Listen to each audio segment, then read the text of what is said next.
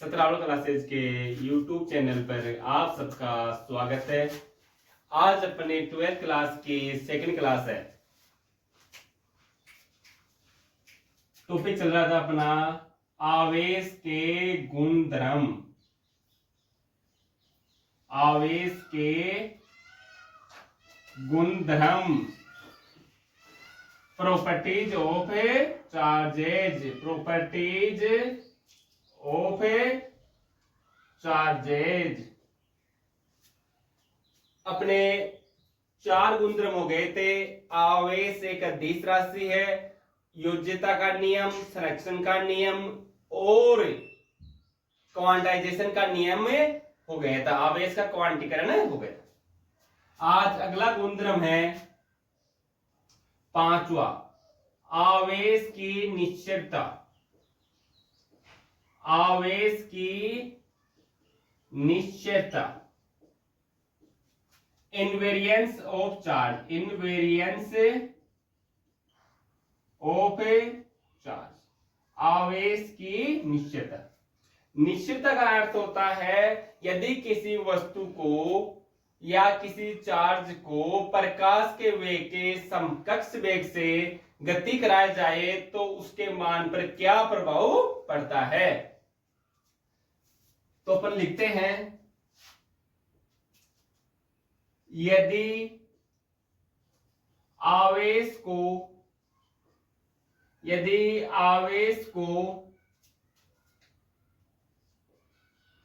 प्रकाश के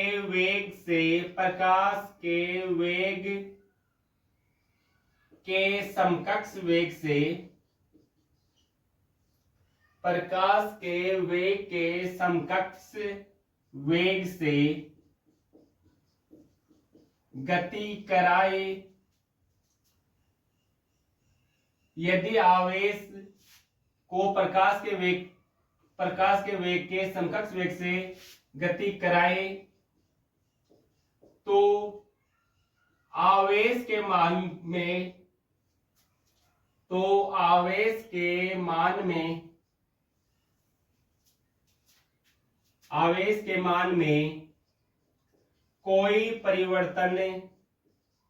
कोई परिवर्तन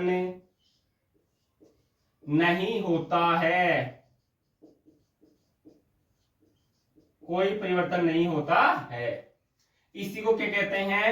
आवेश की निश्चलता। इसे आवेश की निश्चलता कहते हैं। आवेश की निश्चलता कहते हैं। एग्जाम्पल के लिए, यदि Q आवेश को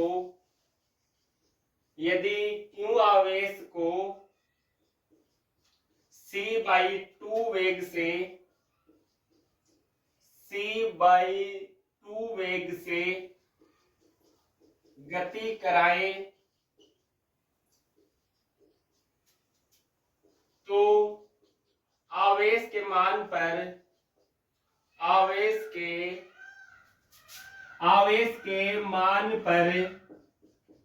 क्या प्रभाव पड़ता है। जहां C क्या है? जहां C प्रकाश का वेग है।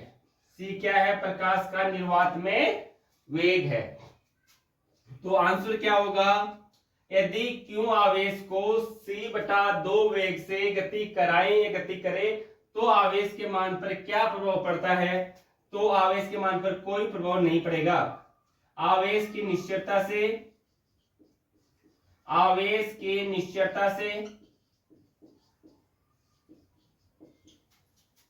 आवेश के मान पर आवेश का मान अपरिवर्तित रहेगा। आवेश का मान अपरिवर्तित रहेगा।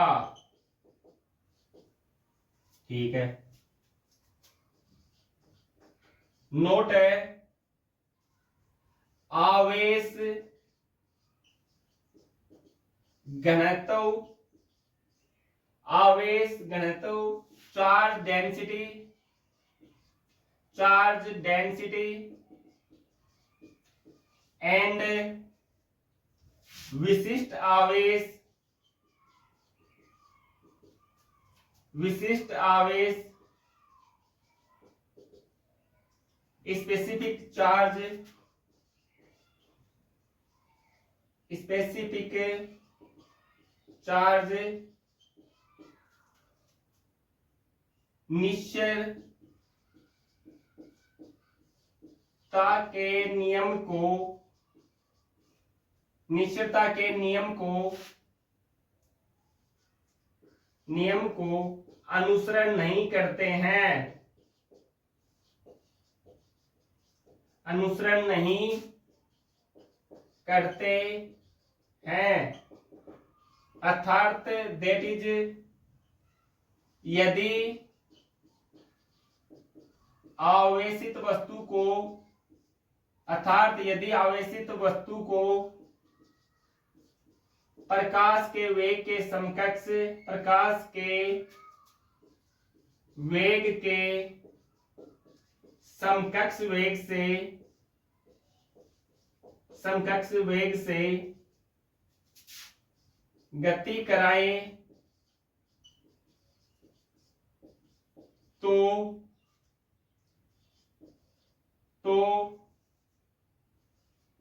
इनका मान अपरिवर्तित या इनका मान परिवर्तित हो जाता है। एक बार इसका आप स्क्रीनशॉट ले लो।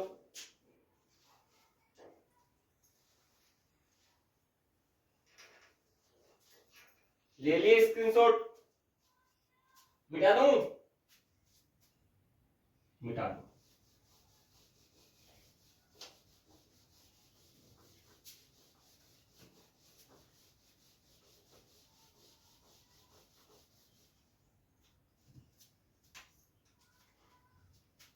आवेश घनत्व क्या होता है? आवेश घनत्व, आवेश घनत्व किसे कहते हैं? आवेश बटा लंबाई ले लें या क्षेत्रफल ले ले या आयतन ले ले। अपन रेखीय आवेश घनत्व की बात करें तो सूत्र क्या होगा? आवेश बटा लंबाई, क्यों बटा एल। यदि कोई वस्तु प्रकाश के वेग से या प्रकाश के वेग के समकक्ष वेग से गति करे तो उसकी लंबाई परिवर्तित हो जाती है, उसकी लंबाई कम प्रतीत होती है। इसलिए देखो, आवेश तो इनवेरिएंट क्वांटिटी है, निश्चित राशि है, इसलिए इसके मान में कोई परिवर्तन नहीं होगा, लेकिन लंबाई का मान परिवर्तित हो जाता है, इसलिए आवेश घनत्व का मान भी परिवर्तित हो जाता है। तो Q बटा L का मान क्या होता है? L नोट मतलब प्रारंभिक लंबाई 1 माइनस वी स्क्वायर बटे वे सी स्क्वायर। L का मान कम हो जाता है तो Q बटा L naught under root 1 minus V square बटे वे सी स्क्वायर। इसके अनुसार आवेश घनत्व का मान परिवर्तित हो जाता है। अपन विशिष्ट आवेश की बात करें, विशिष्ट आवेश, विशिष्ट आवेश किसे कहते हैं? इकाई द्रव्यमान पर या एकांक द्रव्यमान पर उपस्थित आवेश को विशिष्ट आवेश कहते हैं।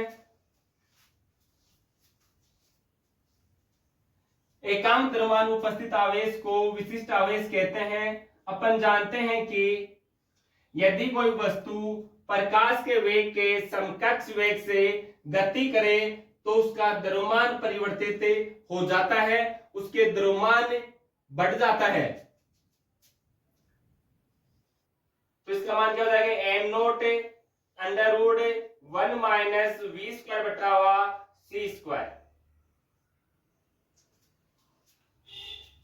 उदाहरण की बात करें, इलेक्ट्रॉन और प्रोटॉन की बात करें अपन, इलेक्ट्रॉन व प्रोटॉन के लिए, इलेक्ट्रॉन व प्रोटॉन के लिए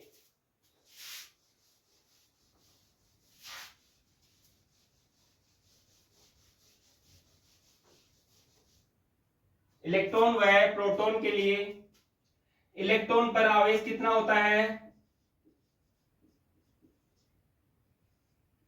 इलेक्ट्रॉन पर आवेश कितना होता है? आवेश का परिमाण की बात करूं मैं, आवेश का परिमाण, इलेक्ट्रॉन पर आवेश का परिमाण कितना होता है? आवेश के क्वांटा के बराबर, ई के बराबर। और इलेक्ट्रॉन का द्रव्यमान कितना होता है?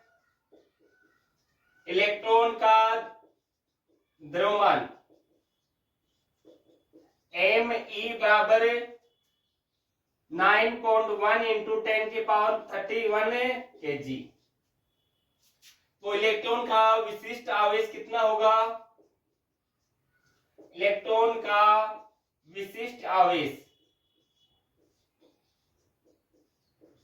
इलेक्ट्रॉन का विशिष्ट आवेश, इलेक्ट्रॉन पर आवेश बटा इलेक्ट्रॉन का द्रव्यमान।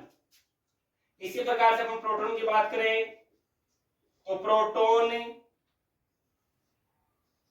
पर आवेश, प्रोटॉन पर आवेश कितना होता है? आवेश का परिमाण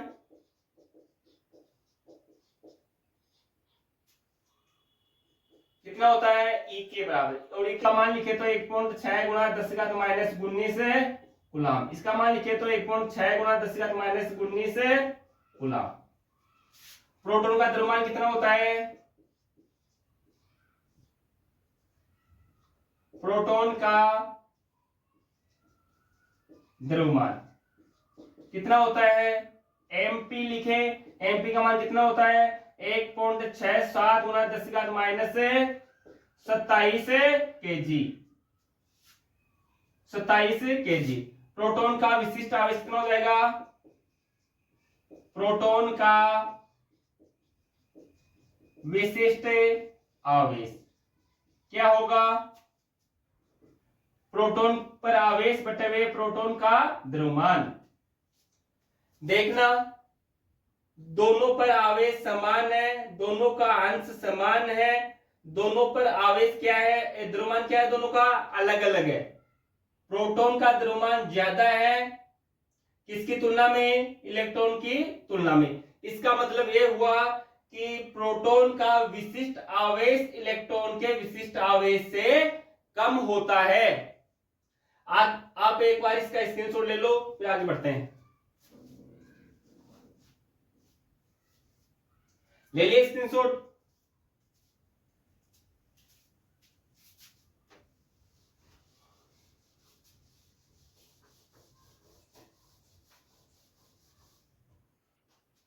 देखो, प्रोटॉन का द्रव्यमान का मान इलेक्ट्रॉन के द्रव्यमान के 1836 याद करने के हिसाब से।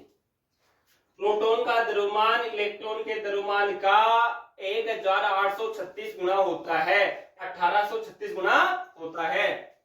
प्रोटॉन का विशिष्ट आवेश क्या होगा? कम होगा।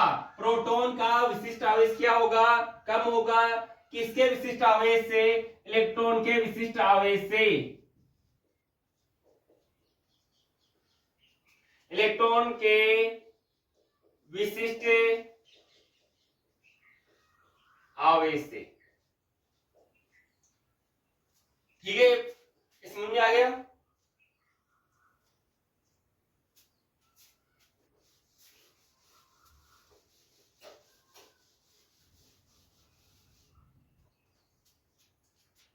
क्वेश्चन है एक, यदि आवेशित कण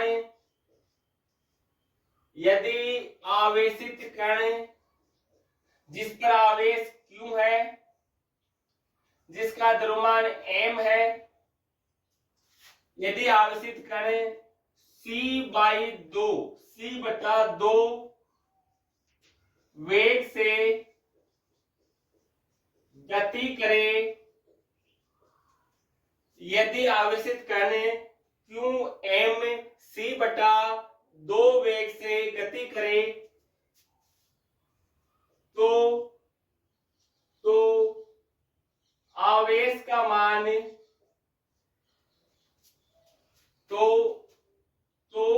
आवेश का मान ज्ञात कीजिए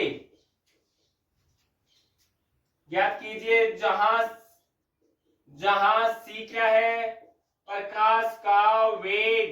c क्या है, प्रकाश का वेग। देखो आवेश का मान ज्ञात कीजिए, आवेश का मान तो उतना ही रहेगा। और साथ में एक प्रश्न लिख दूं मैं, विशिष्ट आवेश भी विशिष्ट या विशिष्ट आवेश ये विशिष्ट आवेश भी ज्ञात कीजिए। तो सॉल्यूशन देखना, अपन जानते हैं कि आवेश एक निश्चय राशि है, इनवेरिएंट क्वांटिटी है, इसलिए आवेश के मान पर कोई प्रभाव नहीं पड़ेगा। लेकिन विशिष्ट आवेश का मान चेंज हो जाएगा। तो देखते हैं कैसे चेंज होता है। तो आवेश का मान तो क्या रहेगा, आवेश का मान अपरिवर्तित रहेगा, अपरिवर्तित आवेश का मान अपरिवर्तित रहेगा। विशिष्ट आवेश के बारे में देखते हैं अपन।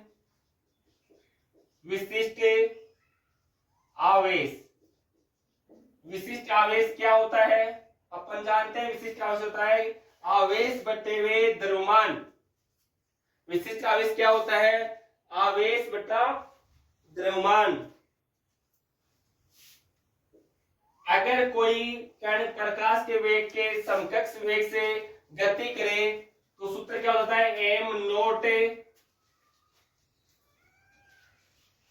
√1 - v² बटे हुए c²। तो मान रखते हैं क्यों रहेगा m क्या है, यहाँ पहले से m दे रखा, तो m नोट के स्थान क्या होगा, m होगा। √1 - v के स्थान क्या लिखेंगे, c/2 का होल स्क्वायर बटे हुए c²। तो q/m हल करेंगे तो क्या आएगा, 1 - c² बटा 4 × c²। हल किए तो क्या आया, c² से c² कैंसिल, 1 - 1/4 लघुत्तम लेंगे तो 4 आएगा। तो 4 में से 1 है तो 3/4। तो मान क्या आया, √3/2 q/m। अगर आवेशित कण c/2 वेग से करे, c/2 वेग से गति करे तो विशिष्ट आवेश का मान क्या होता है, √3/2 × q/m। आप एक बार इसके स्क्रीनशॉट ले लीजिए।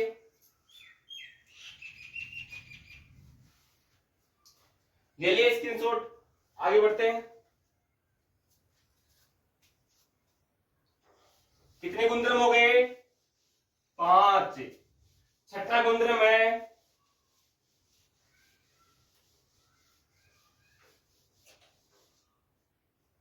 आवेश का अस्तित्व।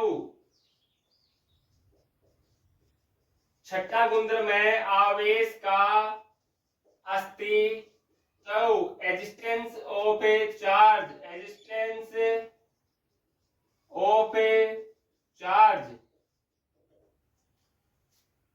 आवेश हमेशा द्रव्य कण पर पाया जाता है, अर्थात जिस कण का द्रव्यमान हो केवल आवेश उसी पर पाया जाता है।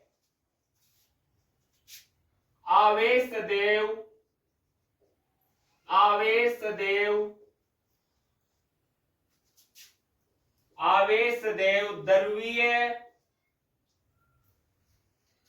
द्रव्य कण पर पाया जाता है, पाया जाता है। अर्थात अर्थात आवेश केवल द्रव्यमान वाले कणों पर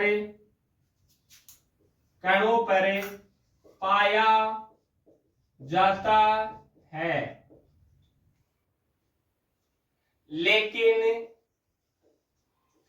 द्रव्यमान बिना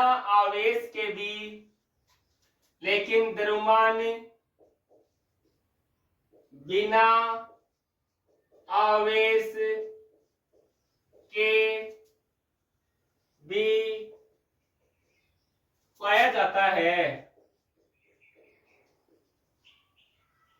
अर्थ क्या हुआ कि आवेश केवल तभी होगा जब वस्तु का द्रव्यमान हो, लेकिन द्रव्यमान तब भी हो सकता है जब आवेश का मान शून्य हो। उदाहरण देखना, मैं इलेक्ट्रॉन की बात करूं, इलेक्ट्रॉन के लिए इलेक्ट्रॉन का द्रव्यमान क्या होता है? इलेक्ट्रॉन का द्रव्यमान क्या होता है? 9.1 गुणा 10 की घात -31 kg। क्या इस पर आवेश पाया जाता है? हाँ। आवेश कितना होता है? 1.6 गुणा 10 की घात -19 कूलम माइनस में। अगले कण की बात करूं मैं, प्रोटॉन की। प्रोटॉन का द्रव्यमान कितना होता है? 1.67 गुणा 10 की घात -27 kg। इस पर आवेश कितना होता है? इलेक्ट्रॉन पर आवेश के बराबर। अगले पार्टिकल की बात करूं मैं, न्यूट्रॉन की बात करूं, तो न्यूट्रॉन का द्रव्यमान कितना होता है? 1.76 गुणा 10 की घात -27 kg। क्या इस पर आवेश पाया जाता है? नहीं। हमने देखा कि इलेक्ट्रॉन का द्रव्यमान था तो उस पर आवेश था, प्रोटॉन का द्रव्यमान था उस पर आवेश था। न्यूट्रॉन के लिए द्रव्यमान है लेकिन आवेश क्या है? 0। मतलब क्या हुआ? बिना आवेश के भी द्रव्यमान का अस्तित्व है, बिना आवेश के द्रव्यमान का भी अस्तित्व है, लेकिन बिना द्रव्यमान के आवेश नहीं हो सकता। जैसे मैं बात करूं फोटोन, क्या फोटोन? फोटोन क्या है? एनर्जी का क्वांटा, ऊर्जा का क्वांटा क्या है? फोटोन। फोटोन का द्रव्यमान क्या होता है? 0। फोटोन का विराम द्रव्यमान कितना होता है? 0। इस पर आवेश भी कितना होता है? 0। अगर द्रव्यमान 0 है तो आवेश तो क्या होगा? डेफिनेटली 0 ही होगा। आप एक बार इसका स्क्रीनशॉट ले लीजिए।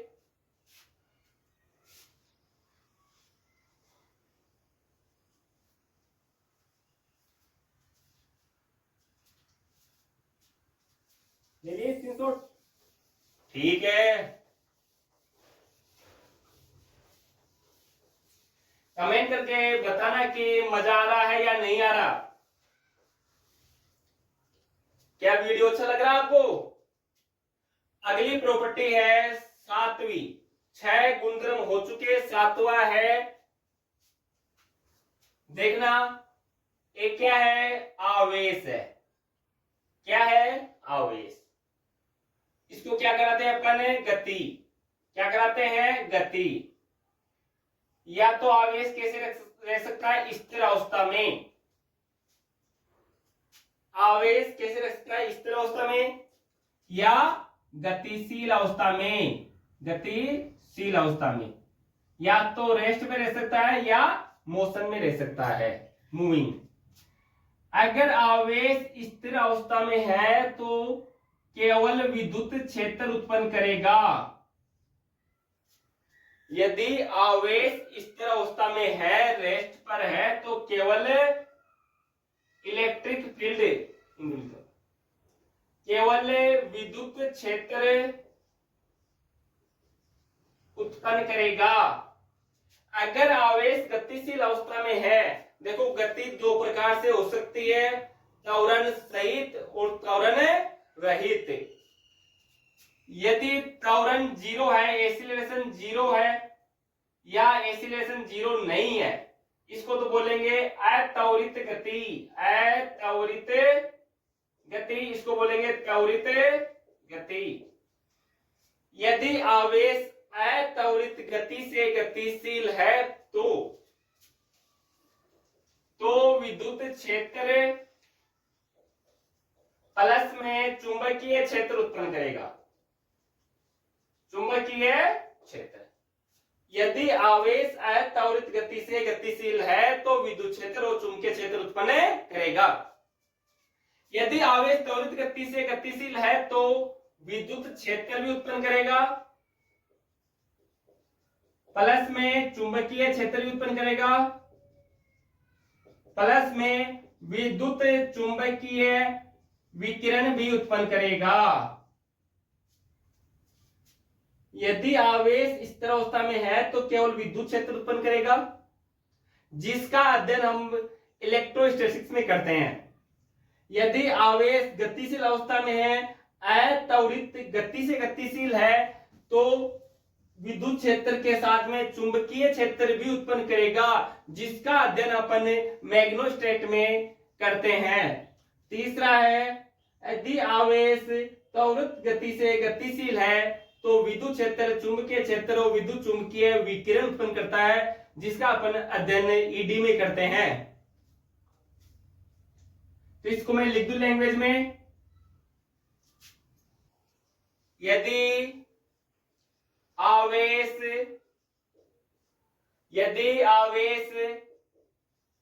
स्थिर अवस्था में है, यदि आवेश स्थिर अवस्था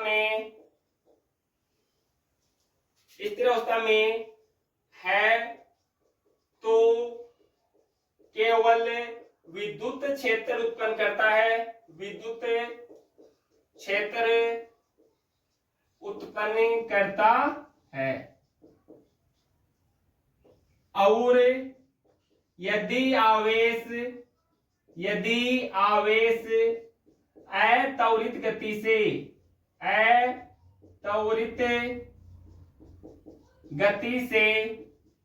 यदि आवेश अत्वरित गति से गतिशील है तो विद्युत क्षेत्र व चुंबकीय क्षेत्र उत्पन्न करता है, चुंबकीय क्षेत्र उत्पन्न करता है। एवं यदि आवेश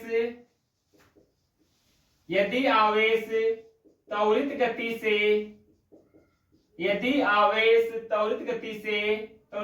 से गतिशील है तो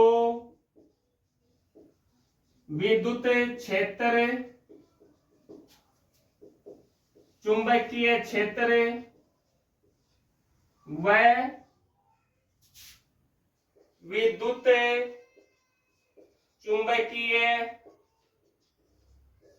विकिरण उत्पन्न करता है। ये बात आपके समझ में आ गई होगी। आप एक बार इसका स्क्रीनशॉट ले लीजिए।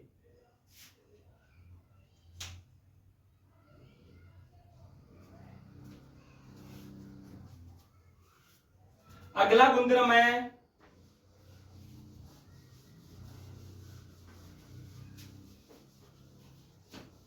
आवेश का। अगला गुणधर्म है जो कि लास्ट होगा। अगला गुणधर्म क्या है? समान प्रकृति के आवेश समान प्रकृति के आवेश एक दूसरे को प्रतिकर्षित करते हैं। समान प्रकृति के आवेश एक दूसरे को प्रतिकर्षित व विपरीत प्रकृति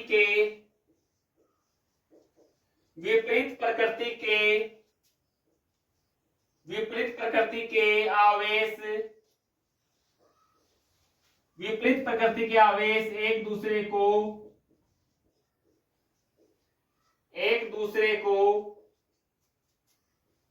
आकर्षित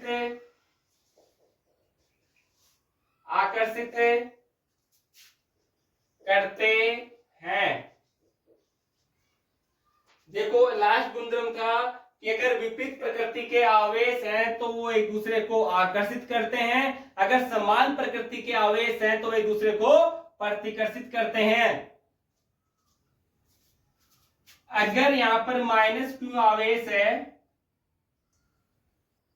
यहां पर -q आवेश है, ए वाला आवेश इस आवेश को क्या करेगा, इधर भगाएगा। ए वाला आवेश इस आवेश को इधर भगाएगा, मतलब एक दूसरे को दूर भगाएंगे।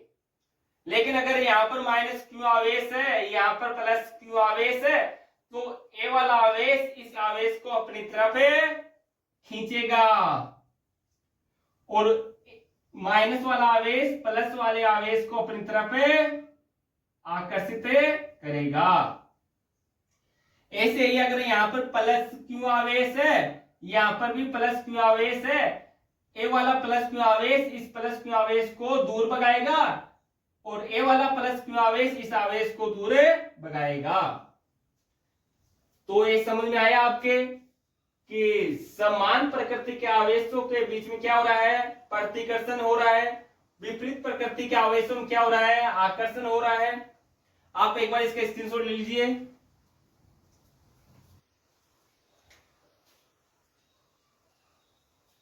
ले लिए स्क्रीनशॉट?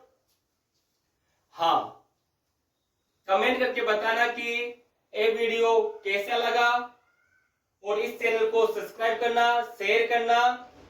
Thank you. मिलते